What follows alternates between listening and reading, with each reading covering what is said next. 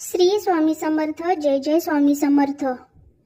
आज आपण भगवान शंकर, माता पार्वती आणि गणेश यांची कथा ऐकणार आहोत.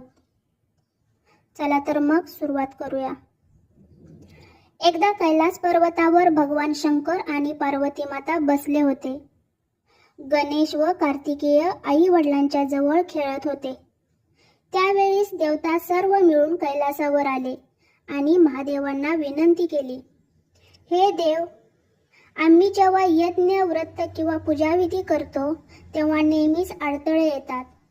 म्हणून सर्व पूजेत प्रथम कोणाची पूजा करावी हे आपण ठरवून द्या. भगवान शंकर हसले आणि म्हणाले, जो या पृथ्वीची 3 प्रदक्षिणा करून प्रथम परतेल त्यालाच प्रथम पूज्यपद दिले जाईल. हे ऐकताच कार्तिकेय आपला मोर घेऊन क्षणात निघाला. त्याने संपूर्ण पृथ्वी प्रदक्षिणा करायला सुरुवात केली. पण गणपती शांतपणे बसले आणि आई पार्वतीने विचारले, गणेशा, तू स्पर्धेत का नाहीस? तेव्हा गणेश हसले आणि म्हणाले, आई वडील हेच माझे जग आहेत. त्यांच्या प्रदक्षिणेने मला संपूर्ण पृथ्वीची प्रदक्षिणा झाल्यासारखे पुण्य मिळेल. असे म्हणून गणपतीने शंकर आणि पार्वती यांची 7 प्रदक्षिणा केली. ते पाहून सर्व देवता थक्क झाले. दरम्यान कार्तिकेय बराच वेळाने परतला, थकून भागून. पण तेव्हापर्यंत गणपती आपला फेरा पूर्ण करून उभे होते.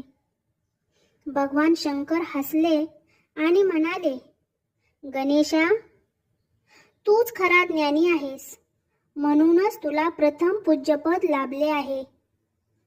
पुढे जेव्हा जेव्हा पूजा होईल तेव्हा तुझ्याशिवाय ती पूर्ण होणार नाही. तेव्हा पार्वती माता म्हणाल्या, सोमवारी जो भक्त शंकर व गणपतीची ही कथा भक्तिभावाने ऐकेल त्याच्या जीवनातील सर्व विघ्न नष्ट होतील. धनधान्य, सुख, समृद्धी आणि शांती नेहमी घरात राहील. ही कथा सोमवारी ऐकली किंवा वाचली तर आयुष्यभर अडथळे कमी होतात. व्यवसाय, शिक्षण, नोकरी यशस्वी होते. कुटुंबात ऐक्य, आनंद राहतो. भक्ताला चिरकालीन पुण्य आणि देवाची कृपा मिळते. ओम नमः शिवाय. ओम नमः शिवाय. ओम नमः शिवाय. ओम गण